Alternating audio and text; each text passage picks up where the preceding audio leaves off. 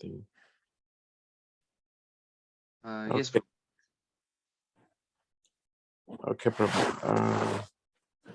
So, Hare Krishna, dear devotees. Thank you for joining in. Welcome to the Sunday Srimad Bhagavatam program. So, today we have Hema Sundari Mataji, who's going to take the class. I'd like to say a little bit about Hema Sundari Mataji. A lot of you know her, doing many services at the temple when it was open. She graduated from Vilnius University in Lithuania through architecture studies, and she's working as an architect at the moment in Peterborough. She started her Krishna conscious journey in Lithuania at the Sri Nitai Gaurachandra temple in 2013. She got initiation in 2015. Her spiritual master is Bhakti Bringa Govind Swami, who is also known as Baby Govind Swami. In 2017, she moved to UK and joined Cambridge Devotees Sangha group. And in the end of 2018, she discovered the temple in Leicester, ISKCON temple in Leicester, and started serving Sri Radha Madhava. The special incident in her life that she values the most is the moment when she met devotees the first time and got her first Prabhupada book. I would like to welcome you again, Mataji. I've seen you doing a lot of services at the temple and also at Peterborough. You've done a lot of Sankirtan activities there with Gurudas Prabhu. And I look forward to the class, Mataji. Over to you. Hare Krishna.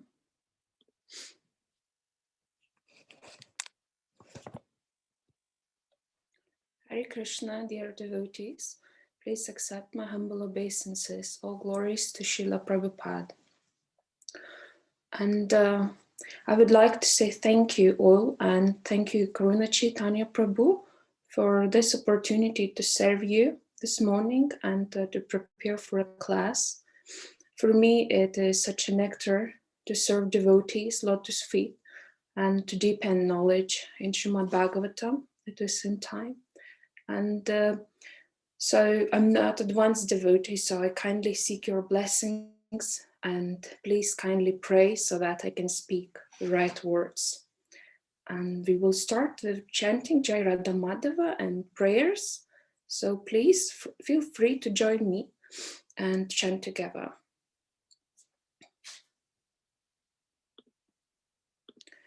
Jai Radha Madhava Kunja Bihari Gopi Jana Vallabha Girivaradari Yashoda Nandana Braja Jana Ranjana Yamuna Tira Vanachari Jaya Radha Madhava Kunja Bihari Gopi Jana Vallabha Girivaradari Yashoda Nandana Braja Jana Ranjana Yamuna Tira Vanachari Jaya Radha Madhava Kunja Bihari Gopi Jana Vallabha Girivaradari Yashoda Nandana Braja Jana Ranjana Yamuna Tira Vanachari Hare Krishna Krishna Krishna Hare Hare Hare Rama Rama Rama Hare Hare Jai Om Vishnupada Paramahamsa Parivrajacharya Ashtottara Shata Shishyamat A.C. Bhaktivedanta Swami Maharaj Prabhupada Ki Jai Jai Om Vishnupada Paramahamsa Parivrajacharya Ashtottara Shata Shishyamat Bhaktisiddhanta Saraswati Goswami Maharaj Prabhupada Ki Jai Ananta Kotri Vaishnava Vrinda Ki Jai Namacharya Srila Haridasa Thakura Ki Jai ISKCON founder Acharya Srila Prabhupada ki jai. Prem se kaho Shri Krishna Chaitanya Prabhu Nityananda Shri Advaita Gadadhara Shivasadi Gaura Bhaktavrinda ki jai. Shri Radha Krishna Gopa Gopinath Shyama Kund Radha Kund Giri Govardhan ki jai. Shri Vrindavan Dham ki jai. Shri Mayapur Dham ki jai. Jagannath Puri Dham ki jai. Ganga Mai ki jai. Yamuna Mai ki jai. Tulasi Devi ki jai. Bhakti Devi ki jai. Shri Harinama Sankirtana ki jai. Prihat Pradanga ki jai. Samaveta Bhaktavrinda ki jai. All glories to the assembled devotees. All glories to the assembled devotees. All glories to the assembled devotees. Gaura Pramanande Hari Hari Bol. All glories to Srila Guru and Shri Gauranga. All glories to Srila Prabhupada. Om Namo Bhagavate Vasudevaya. Om Namo Bhagavate Vasudevaya. Om Namo Bhagavate Vasudevaya. So today we will be reading from Srimad Bhagavatam, first canto, chapter 9, text 5.4 and text 6.7. The text 6.7 are combined together, so we are going to cover all of them. Amagyanatimirandasya Gananjana Shalakaya Chakshurunmilitam Yena Tasmai Shri Gurave Namaha Shri Chaitanya Manobishtam Stapitam Yena Bhutale Swayam Rupa Kadama Yam Dadata Swapadantikam Vandeham Shri Guru Shri Yuta Padakamalam Shri Gurun Vaishnavamscha Shri Rupam Sagrajatam Sahanagana Raghunatam Santam Sajivam Sadvaitam Savadutam Krishna Chaitanya Deva. Namam Vishnu Padai Krishna Prishtai Bhutale Shrimati Bhaktivedanta Swami Namne Namaste Saraswati Devi Gauravani Pracharni Vishesha Shunyavadi Pashyata Dashatarini Vanchakalpatarubhishya Kripasin Bhyavacha Patitanam Pavanabhyo Vishnavyo Namo Namaha. Namam Vishnu Padai Krishna Prishtai Bhutale Shrimati Bhakti Bringa Govinda Swami Nitinamini. So we will start with text number 4. Drishtva patitam bhumau divas chutam evamaram pranemuh pandava bhishmam sanuga sahachakrina.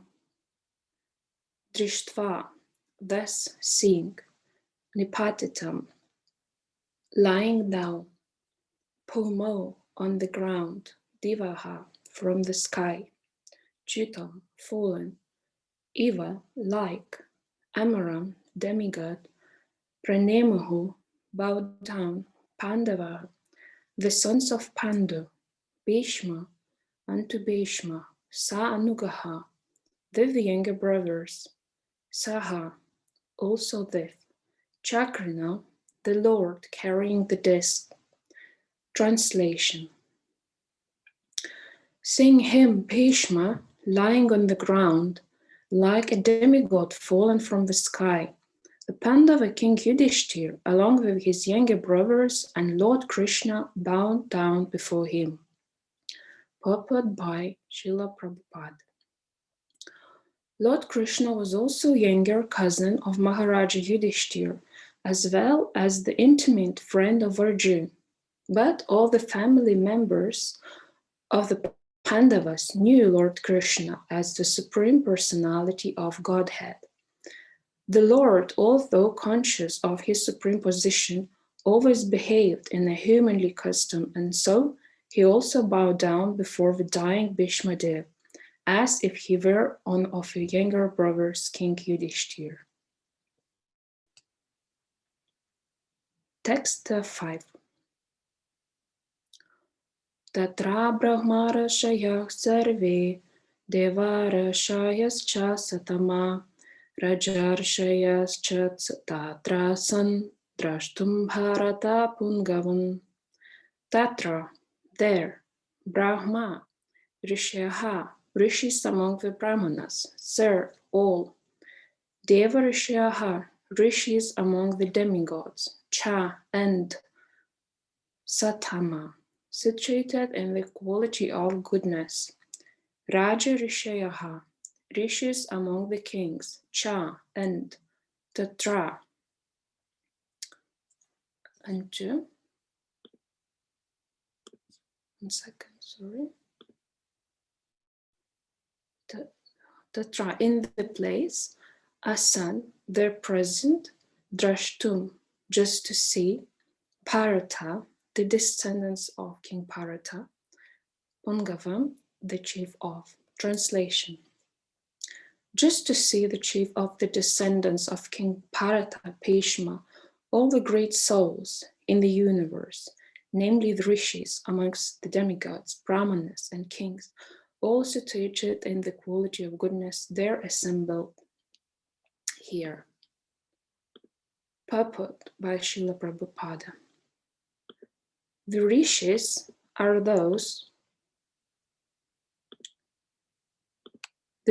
those who have attained perfection by spiritual achievements.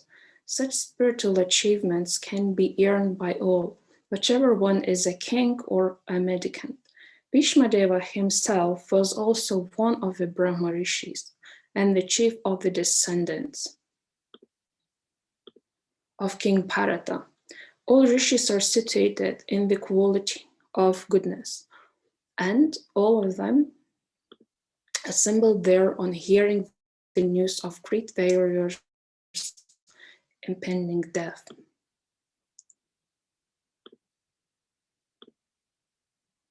So now text 6 and 7. Parvatora Narododhamyo Bhagavan Badarayanaha Brihadashvo Bharadavayaha Shashiyo Renukasutaha Vashishta Indra Pramadas Tritogrista Madositaha Kakshivan Gautamo Trischa Kaukshikota Sudarshanaha Parvataha Parvatamuni Naradaha Naradamuni Dhaumya Bhagavan, incarnation of Godhead, Badarayanaha Vasudeva Vyasadeva Brihadasavaha Brihadasva Bharadvayaha Bharadvaji Sashishyaha, along with disciples, Renuka Sutaha Parashurama Vashishtaha Vashishta Indra Pramadaha Indra Pramada Tirtaha Trita Tritaha Trita Gritasmataha Gritsamata Asitaha Asita Kakshivan Kakshivan Gautamaha Gautama Arti Artri Cha and Kaushikaha Kaushika Atha, as well as Sudarshanaha Sudarshana. Translation. All the sages like Parvata Muni, Narada, Dhaumya, Vyasa, the incarnation of God, Brihadsva, Paradvaja and Parashurama, and disciples Vashishta, Indra Pramada, Trita, Gritsamada, Ashita, Kakshivan, Gautama, Atri, Kaushika, and Sudarshana were present, purported by Srila Prabhupada.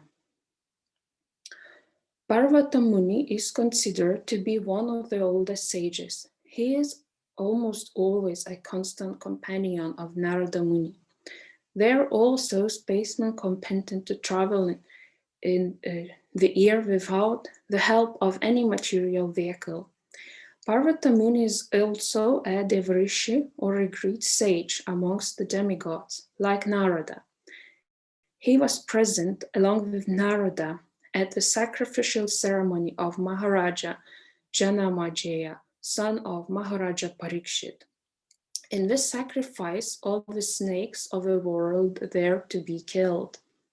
Parvata Muni and Narada Muni are called Gandharvas also because they can travel in the air, singing the glories of the Lord. Since they can travel in the air, they observe Draupadi's Svayamvara ceremony, selecting of her own husband from the air. Like Narada Muni, Parvata Muni also used to visit the royal assembly in the heaven of King Indra. As a Gandharva, sometimes he visited the royal assembly of Kuvera, one of the important demigods. Both Narada and Parvata were once in trouble with the daughter of Maharaja Srnyaja. Maharaja Srnyaja got the benediction of son by Parvata Muni. And Narada Muni is inevitably associated with venerations of the Puranas. He is described in the Bhagavatam. In his previous life, he was the son of maidservant, but by good association with pure devotees, he became enlightened in devotional service. And in the next life, he became a perfect man, comparable with himself only. In the Mahabharata, his name is mentioned in many places. He is the principal Devarishi of a chief sage among the demigods. He is the son and a disciple of Brahmaji, and from him the disciplic succession in the line of Brahma has been spread. He initiated Prahlada Maharaja, Dhruva Maharaja, and many celebrated devotees of the Lord. He initiated even Vyasadeva, the author of the Vedic literatures, and from Vyasadeva, Madhvacharya was initiated. And thus the Madhava Sampradaya, in which is Gaudiya Sampradaya, is also included, has spread all over the universe. Sri Chaitanya Mahaprabhu belonged to this Madhava Sampradaya. Therefore, Brahmaji, Narada, Vyasa, down to Madhva Chaitanya and the Goswamis all belong to the same line of disciplic succession. Narada ji has instructed many kings from time immemorial. In the Bhagavatam, we can see the instructions that he instructed Prahlada Maharaja while he was in the womb of his mother, and he instructed Vasudeva, father of Krishna, as well as Maharaja Yudhishthira.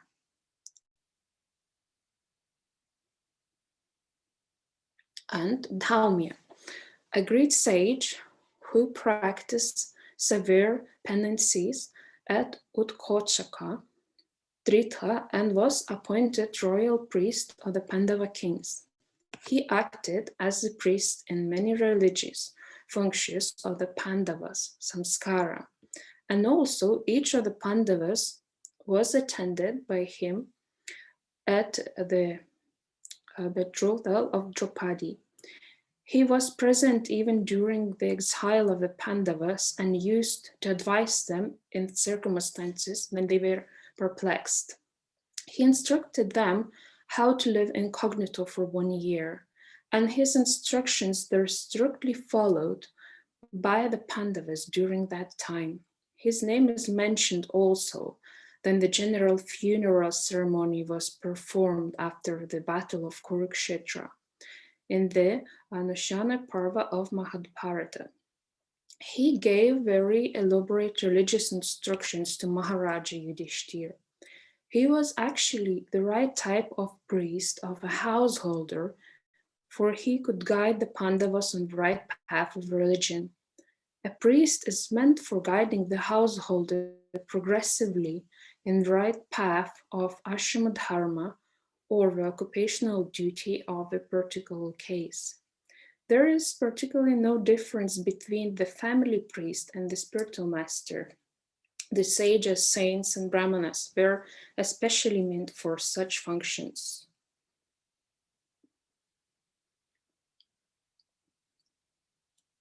Vadarajana, Vyasadeva. He is known as Krishna Dvaipajana, Satyavati Sutta, Pararashya, Parasharatmaja, Vadarajana, Vedavyasya, etc. He was the son of Mahamuni Parashara in the womb of Satyavati. Prior to her betrothal with Maharaja Shantanu, the father of the Greek general grandfather Bhishmadev. He is powerful incarnation of Narayana, and he broadcast the Vedic wisdom in the world.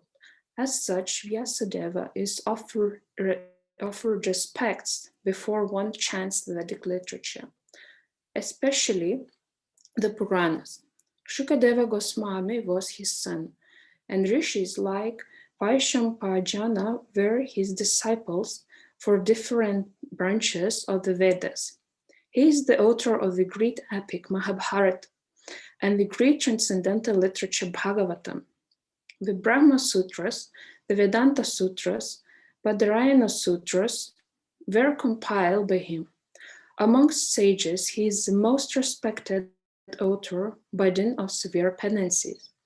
When he wanted to record the great epic Mahabharata for the welfare of all people in the age of Kali, he was feeling the necessity of a powerful writer who could take up his dictation.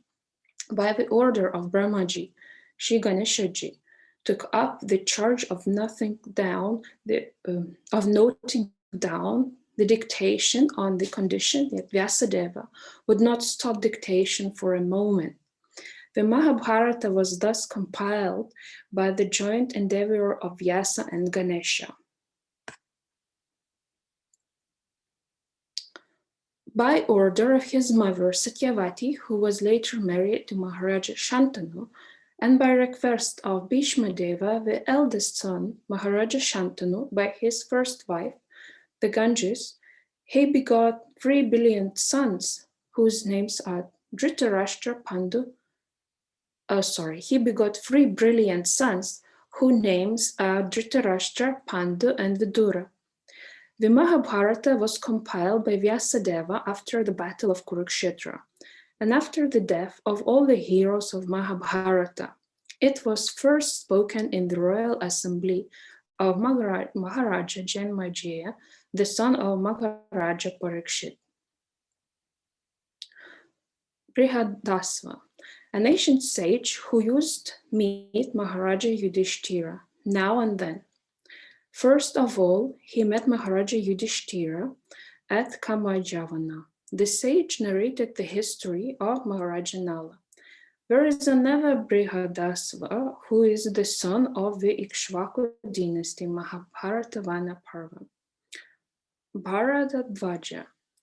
He is one of the 7 great rishis and was present at the time of the birth ceremony of Arjuna. The powerful rishi sometimes undertook severe penances on the shore of the Ganges, and his ashrama is still celebrated at Prayajagadhama. It is learned that this rishi, while taking bath in the Ganges, happened to meet Giritachi, one of the beautiful society girls of heaven, and thus he discharged semen which was kept and preserved in an earthen pot, and from which Drona was born. So Dronacharya is the son of Bharadvaja Muni. Others say that Bharadvaja, the father of Drona, is a different person from Maharaji Bharadvaja. He was a great devotee of Brahma. Once he approached Dronacharya and requested him to stop the battle of Kurukshetra.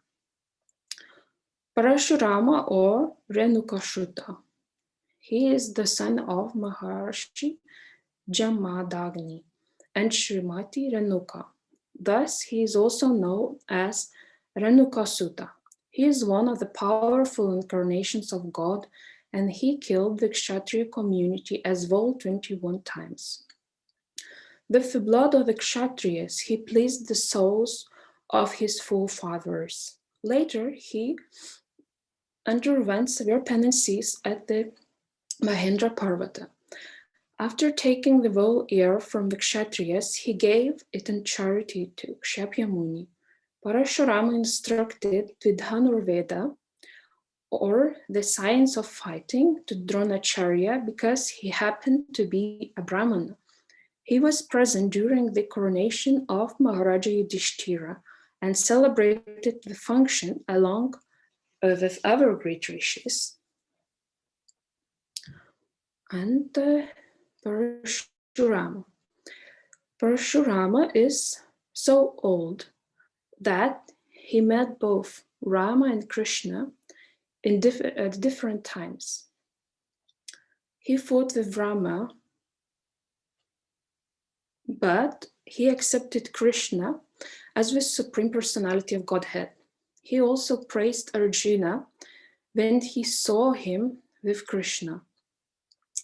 When Bhishma refused to marry Amba, who wanted him to become her husband, Amba met Parashurama, and by her request only, he asked Bhishma Deva to accept her as his wife.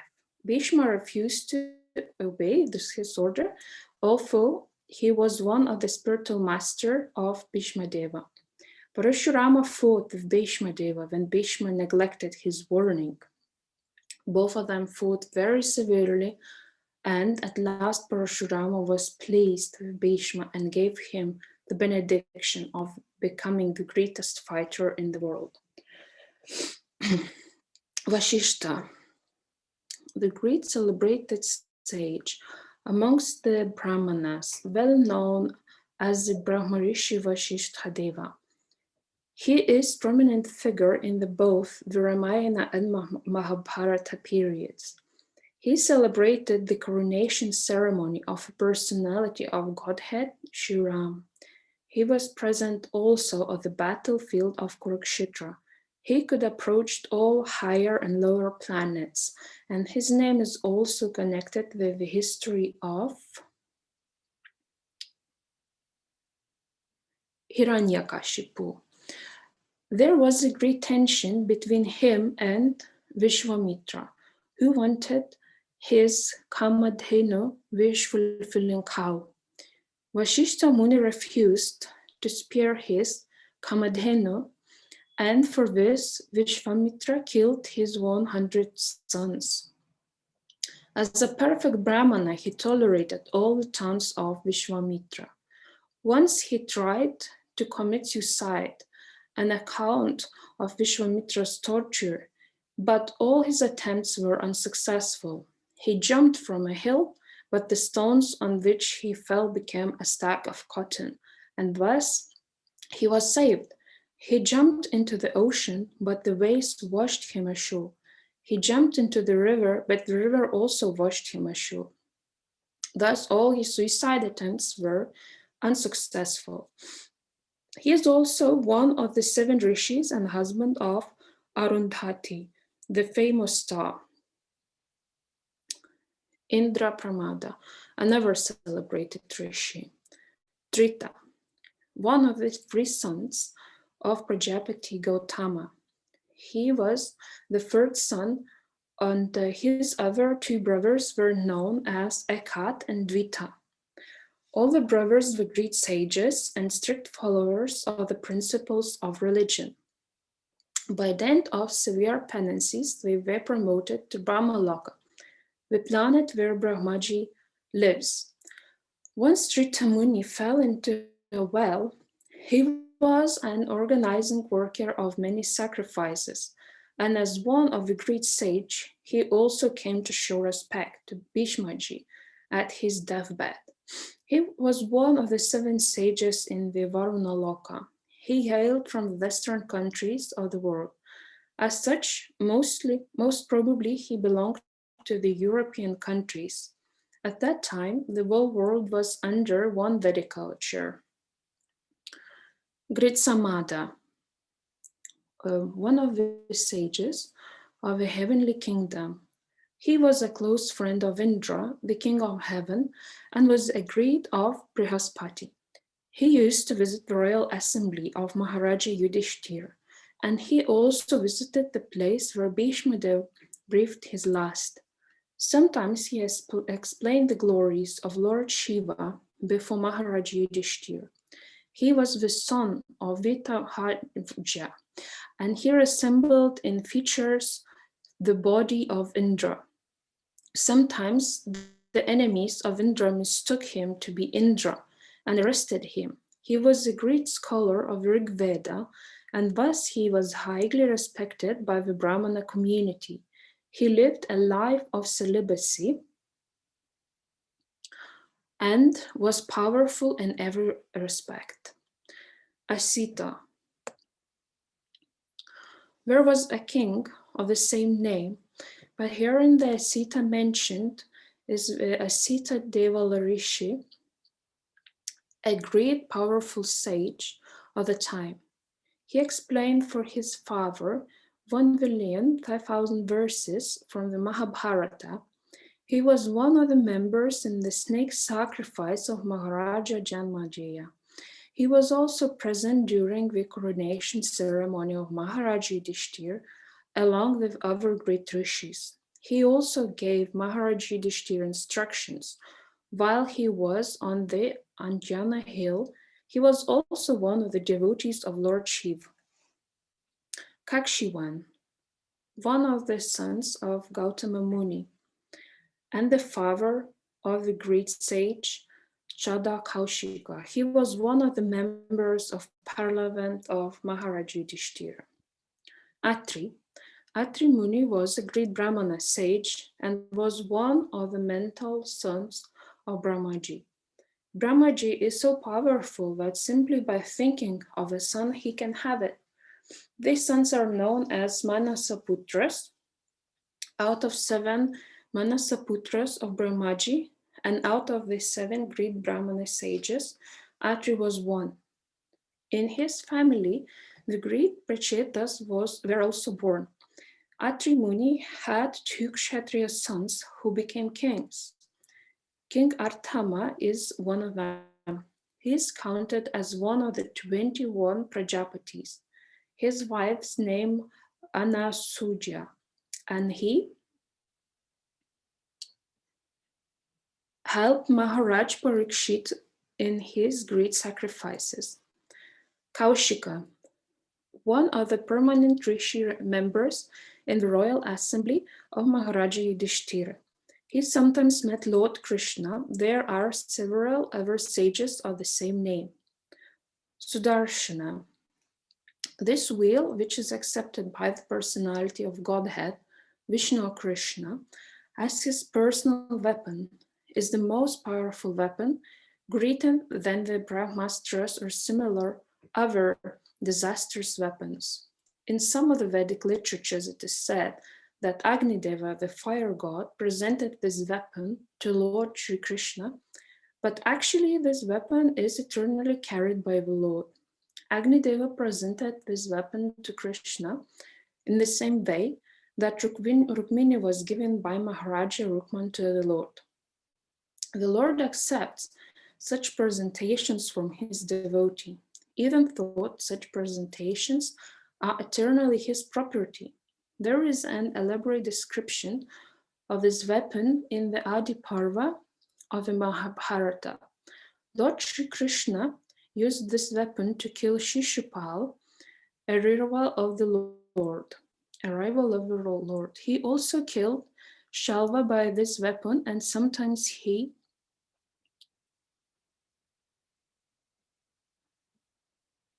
can't read this last line.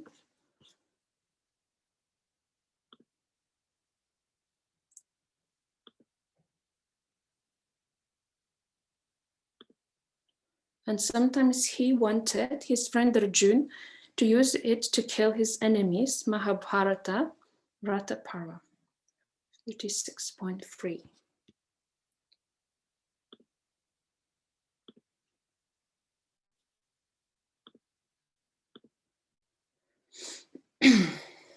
So here we had another 4 wonderful verses about Bhishma Dev. Last Sunday we heard from Bhaktiman Prabhu, and he was explaining verses 1st, 2nd, and 3rd. And Bhaktiman Prabhu very nicely and very much in detail explained about Bhishma, and he described his all good qualities.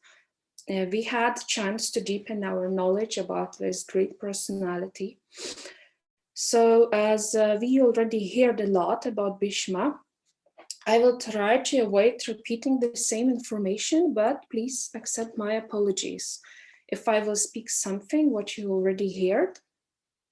So before we start discussing next verses, I will briefly remind you a few basic points about Bhishma's character and about what's going on in Kurukshetra battlefield. so then we can understand a bit better today's text. So Bhishma was the eighth and only surviving son of the Kuru king Shantanu and the river goddess Ganga. He was related to both to the Pandavas and Kauravas through his half-brother Vichitravirya. Originally, Bhishma's name was Devavrata. He sacrificed his right for his father's happiness and he took the vow of lifelong celibacy. And because of his massive vow, he became to be known as Bhishma. And that's why he was blessed to live as long as he wanted. And that time when he took his vow of celibacy, the flowers started falling from the sky and the demigods chanted Bhishma, Bhishma. And Bhishma means very heavy, very glorious, one who has taken a terrible vow. To take a celibacy, it was not something new during Vedic times, but to take a celibacy and to stay living as a kshatriya in royal palace, it was something extraordinary and not easy to follow. And during Vedic times, so many sages also followed celibacy principle, but usually they were staying away from family life, or they were living in the forest, renounced life, or somewhere meditating in the mountains, doing austerities. But Bhishma, he stayed as a family protector in a royal palace, and he served as a kshatriya. Because of kshatriya's nature, usually they have loads of passion. So someone is born as a kshatriya and lives royal life surrounded by objects of temptation. It's even more challenging to control the senses. But however, for Bhishma, it was easy to do, and his vow was unbreakable. A few times, Bhishma's faith was tested. Once he was asked to get married, his stepmother was trying to convince him to get married and to extend a family after his father and his half-brothers died. But Bhishma remained strong and never changed his decision. And also he played a main role in the political affairs of the Kuru kingdom and participated in the Kurukshetra war from the side of Kauravas. Even thought he was a devotee of Krishna and he had a close relationship with Arjuna, but because of his promise to protect the ruling party, he had to fight against Pandavas in Kurukshetra war. And so on the 10th day of the war, the Pandava prince Arjuna, with the help of Shikandi, pierced Bhishma with numerous arrows and paralyzed him on a bed of arrows. So here is a question. So who was Shikandi and why he wanted Bhishma's death? So Shikandi in his previous life was a princess Amba.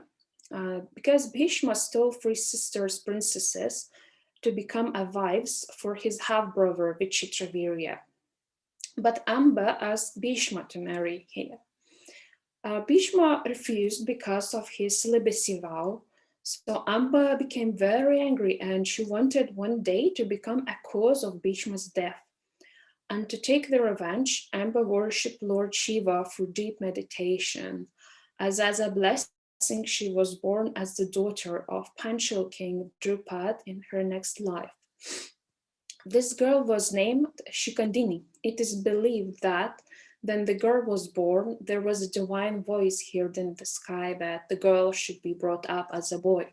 And later she was transformed to a man's body, and this is how Shikandini became Shikandi, and as a man had the chance to participate in the Kurukshetra war. On the other part of the scene, Bhishma had grown old till then. And once he saw Shikandi in the battlefield, he recognized immediately who is Shikandi, and he considered him as a woman because of a previous life. Kshatriyas never fighting against women, so while Arjuna was piercing Bhishma with numbers of arrows with Shikandi in front of him, Bhishma just very humbly took the situation and he was not trying to protect himself, he is not trying to fight Shikandi. It's a great example how a devotee accepts the will of the Lord, even he's in a great pain. And so here, as we see in material world, people are trying to avoid the pain as much as possible. And usually they're blaming God if something is going wrong in their life. If their life is unsuccessful, they usually say, oh, what wrong I've done, why God is punishing me, but they never turning to themselves. Some of them they do, but usually people, they just trying to find fault somewhere else. But Bhishma was never blaming the Lord, never complained of the pain he had suffered. He only blamed himself, and he was feeling sorry for his previous mistakes. Even he was not feeling any negative emotions to Arjuna, who injured him, nor he was angry on Shikandi, who took a revenge. What would ordinary materialistic people do in similar situation? You could think about that. Would they stay so calm and humble as Bhishma was? Probably not, as usually people used to defend themselves, to find some excuses, to blame others. And that's why Bhishma is a glorious personality who always is absorbed in the thoughts of Krishna. So he was just lying down on the deathbed, but was expecting to see Krishna at the last stage. So therefore he was so great. And then what happened next here, as we were reading today in the text number 4. Seeing him, Bhishma, lying on the ground like a demigod fallen from the sky, the Pandava king Yudhishthir, along with his younger brothers and Lord Krishna, bowed down before him. So Krishna came to see his devotee, and he also offered his obeisances to Bhishma.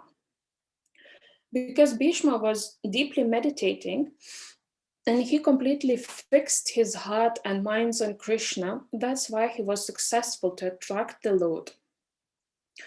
Because if person who is meditating, whose heart and minds are fixed completely on the Lord, and they have no doubts, they are attracting the Lord. And this is called the bond of love between the Lord and the devotee. So if a devotee meditating on the Lord, so the Lord is meditating on the devotee too.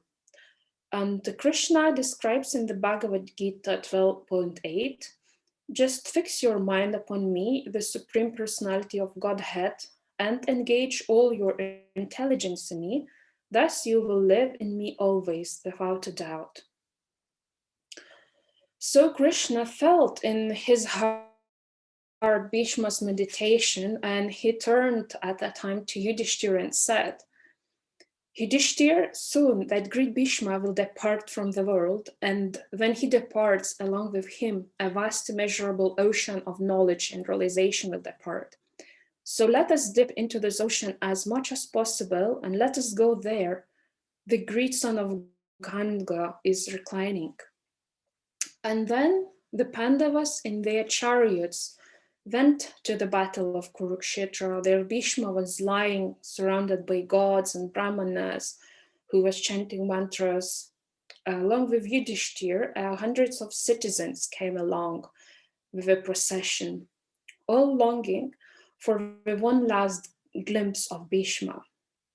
So Pandavas descended from their chariots and went close to Bhishma, and they offered their respects. Bhishma opened his eyes and looked with love at all of them, and he smiled. And he turned towards Krishna. Krishna too smiled at him, and then Bhishma asked, "Oh Krishna, what should I do now? Please instruct me." And then Krishna answered, Bhishma, I know of your devotion to me, and that is why I have come to give you my darshan at that last moment.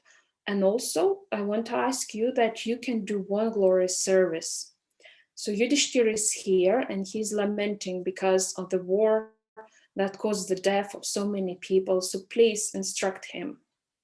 But Bhishma, hearing Krishna's request, he answered following words. Krishna, but you are the spiritual master of all the worlds. How can the disciple speak in the presence of a teacher? You should speak, and all of us would hear. Moreover, I'm in a great pain. My voice is weak. My body has lost all strength. My memory is fading away, and I can't think. In such a situation, how can I speak? Please, you speak, and we will hear. But Krishna told, no, Bhishma, you are who meant to instruct in last moment. You speak, and as your pain is concerned, I will give you a blessing. So from this moment till the end of your life, you will feel no pain, no hunger, no thirst, no anxiety, and your mind and consciousness will be as clear as in your youth age. And as Krishna spoke this, flowers fell from the sky in Bhishma, so that because of Krishna's blessing, while lying on his deathbed, arrow bed, Bhishma had enough strength to give deep and meaningful instructions of Yudhishthira. So he instructed Yudhishthira on statesmanship and the duties of a king, but more about these instructions to Yudhishthira we will hear in the next verses, so I will not expand here. And so one day, while Bhishma was surrounded by his kins and warriors, Draupadi happened to come there. She was thinking something deep inside her heart, and she laughed at him mockingly. Displeased by her, Bhishma told her that such a behavior was against the standards of the queen. And while Draupadi having the last laugh, she gave an intelligent answer. She said that when she was being molested in front of the royal gathering by the Kauravas, was that behavior up to the standards of the Kaurava kings, or was it right for the senior most among them, Bhishma Pitamaha, to be silent and not stop the Kauravas when they were doing such a sinful act? Was that behavior up to the standards of Bhishma? Realizing the truth in Draupadi's words, Bhishma repented for all that had happened and said that since he was living with Kauravas, he could not oppose them, and therefore he asked her to forgive him. So Bhishma, even he was not supporting some actions, but he was always giving priority to dharma and to his promises. So sometimes his actions was not right, but from the other hand, it was right because he was following the dharma. He always walked in the path of dharma despite his state because of the vow. He was supposed to forcefully follow the orders of King Dhritarashtra, which you could say were mostly like dharma. And Bhishma, he was totally upset because of this situation. He was so sure that he must let win Pandavas. And the way he led the war and stayed silent were his sins in a way, and he paid for it with a bed of arrows. So Bhishma was such a great personality, and he is not an ordinary man. Just like when a big person dies, all the selected person of the city, they come to offer their respect. So here, he's not dead, but he's going to die. And Bhishma, he was just waiting for some auspicious moment to leave the body, because great personalities, they choose the time which is very auspicious to leave the body. And so Bhishma also, he was waiting for some auspicious moment to leave this planet. And Bhishma watched the battle lying on the arrows all the time. As per the rule, the battle used to stop after the sunset every day.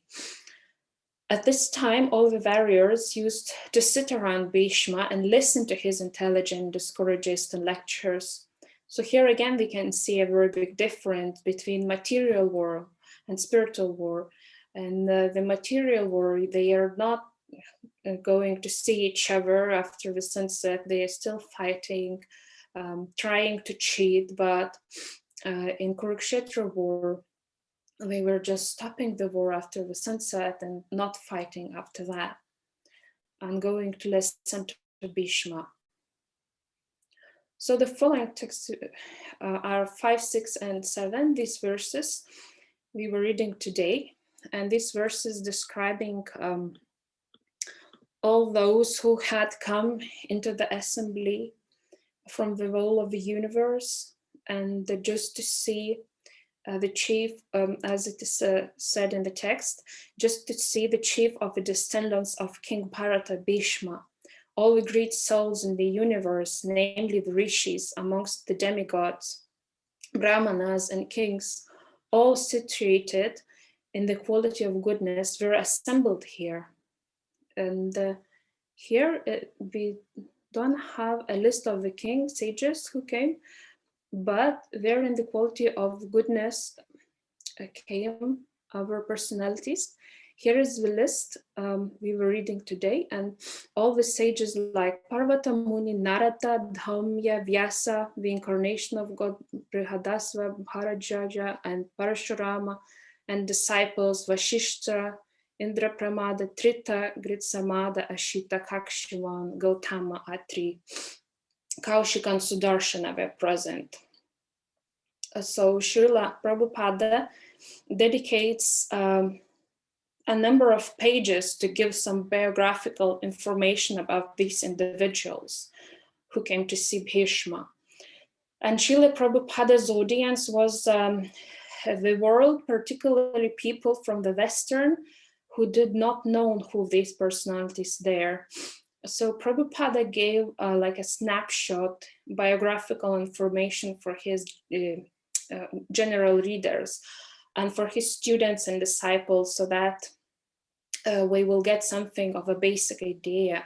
We're reading the Puranic description of these personalities. So that's why we got to know who were other persons visiting Bhishma. And Bhishma Dev received everybody who came to see him. When usually you receive people, you have to get up, smile, to seat them, to make arrangements. However, Bhishma Dev's body was riddled with arrows, and in the circumstance, he wasn't able to get up and do anything to welcome his guests. But by his manner, everyone was fully satisfied, and Bhishma Dev made everybody feel completely happy. Personalities from outer space, kings had come to, and he couldn't move, but he spoke and emoted in such a way that they were perfectly satisfied. One can perform one's duty by physical work, by mind, and by words. So Bhishma knew well how to utilize them in a proper place, and therefore was no difficulty for him to receive them. Although physically he was not unfit, but he wasn't like groaning or moaning, and his guests didn't come to just feel sorry. He received them very, very warmly, very joyfully. And in Bhagavad Gita 15.15, the Lord says, I'm situated in everyone's heart.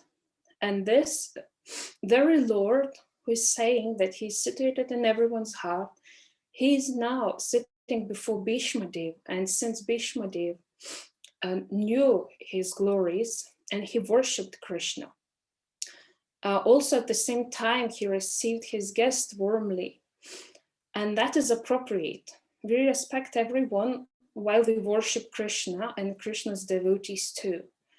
So Bhishma demonstrated that he knew Krishna's position. In the previous chapter, we discussed in prayers of Queen Kunti that Kunti also understood Krishna's position.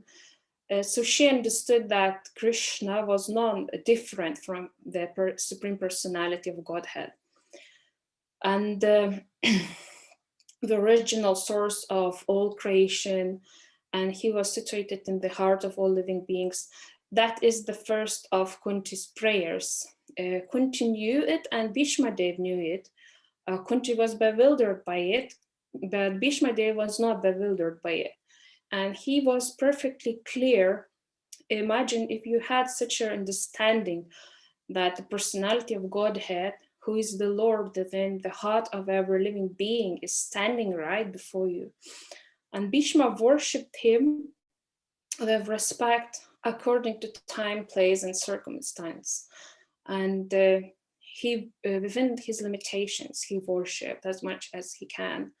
So you can imagine a person is lying on the arrows of bed in such a pain, such a destruction, but still he is able to perform services, he is able to worship devotees, worship Krishna, and to stay fully Krishna consciousness. It is great, and for the ordinary persons, it's not possible. So similarly, we can remember Prabhupada's departure from this world. He was also surrounded by great souls, devotees, and he was also giving instructions to them while spending his last minutes. And he was also thinking about Krishna and full Krishna consciousness. Bhishma was able to choose his day of death because of his vow, his that benediction. Prabhupada also felt when he's going to leave the world, and he was preparing for his death. So Srila Prabhupada, he arrived in Sri Vrindavan Dham on May 16, 1977, and prepared to leave his body. He made all the arrangements for the future of his movement. He formed his will, the Temple Property Trust. He gave instructions for the Bhaktivedanta Book Trust and the GBC. And also he established his initiation system for the future of ISKCON. And also Prabhupada's disciple, Gauridasa Pandita Das, shared some memories about how Prabhupada spent his last days. So he wrote, although we did not advertise the darshan, the room was always full of interested guests every night. Srila Prabhupada preached to them in his unique and charming way. He used his great Vaishnava wit to charm the crowds and inspire them to take Krishna consciousness. Most everyone left convinced, a few maybe not, but everyone who saw Srila Prabhupada felt that he was a perfect gentleman and a great and loving host. He always paid attention to everyone and made sure all guests received prasadam. Srila Prabhupada also taught us each how to cook a basic meal of rice, dal, and chapatis. The mercy of Srila Prabhupada was flowing like the Ganges at its time, and actually it still is. So here we can see that Prabhupada, he was also receiving guests very warmly, very joyfully, even thought he was about to leave his body. He was giving last instructions to his disciple. He was inspiring guests to take Krishna consciousness. And at 7:20 p.m. on November 14, 1977, His Divine Grace A.C. Bhaktivedanta Swami Prabhupada departed from this world. And at that time, he was in his quarters at the Krishna Balaram Temple, Vrindavan, India, surrounded by loving disciples who were chanting Hare Krishna mantra. And then the chanting continued throughout the night. And devotees performed last ceremonies for their spiritual master. So can't we see a wonderful similarity here between Bhishma and Prabhupada's departures? And both Bhishma and Srila Prabhupada, they had a very glorious life. And also even they both were in the pain.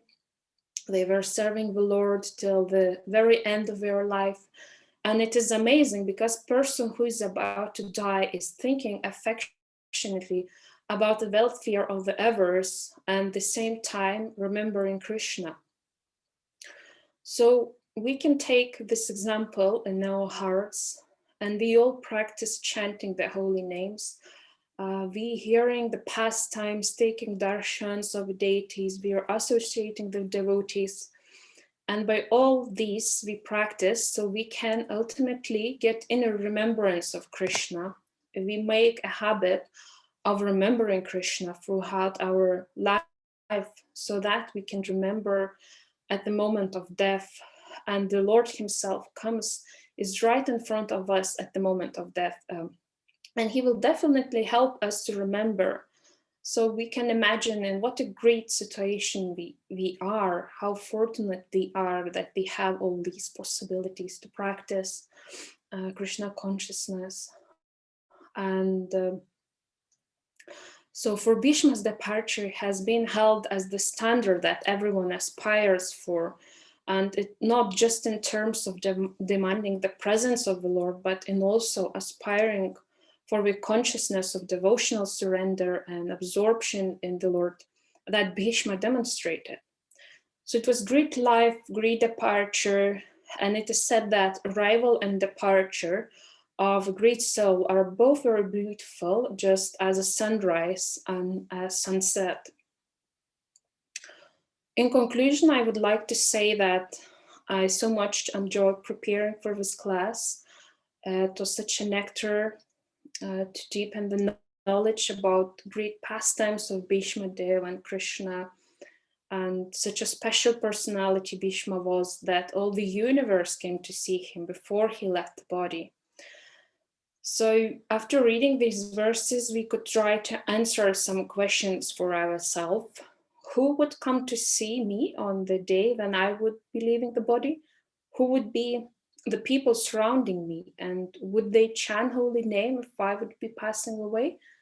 That's why it is so much important to keep ourselves in association with devotees and avoid interacting with materialistic people.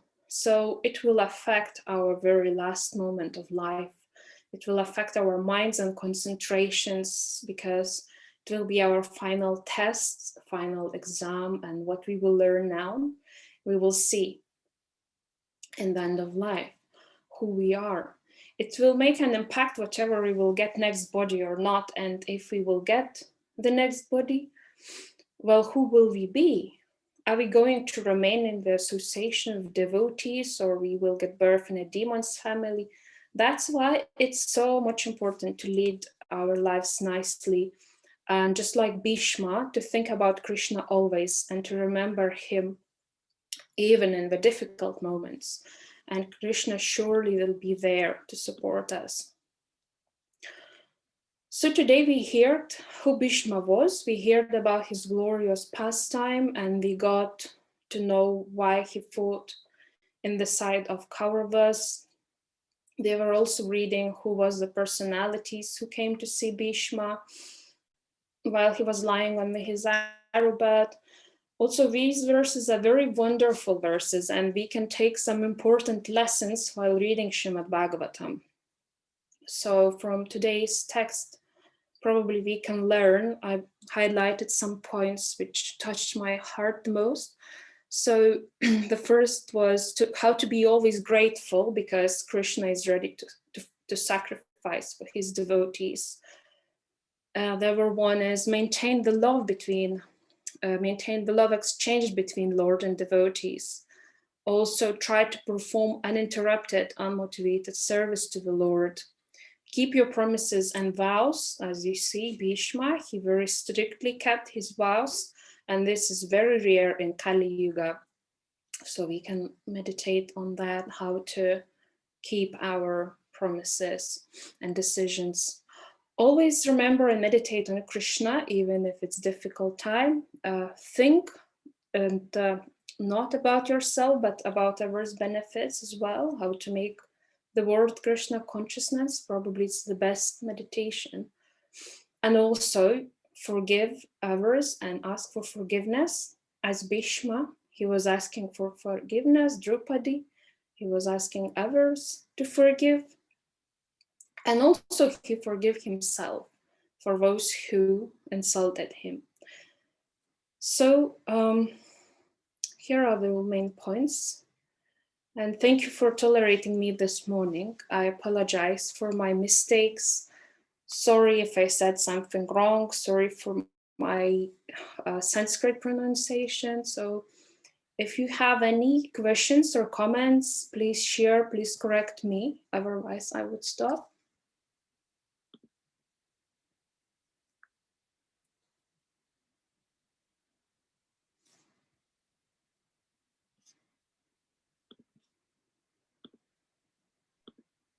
It's a really nice Thank you for class.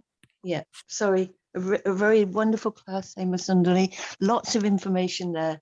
And I really appreciated your summing up at the end and the lessons that you gave for us all. It's very, very good. Thank you so much. Hare Krishna. Hare Krishna.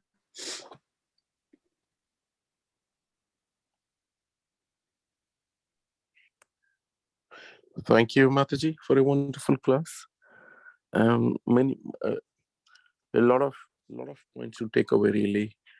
It was a wonderful class. Thank you very much. Look forward to the next one. Thank you, Prabhu. Hare Krishna, Hema Sundari Mataji. It was a wonderful class. Every word you spoke, it looked like as if it has come out of so much reading and studying of Srila Prabhupada's books. Thank you so much, Mataji. Thank you, Prabhu. Blissful to hear you always, as always. Thank you. I'll trouble you again and again. Thank you, Prabhu.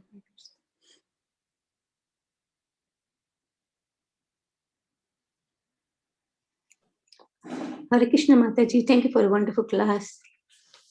Thank you, Mataji, for joining us today. Hare Krishna Mataji, thank you for the wonderful class.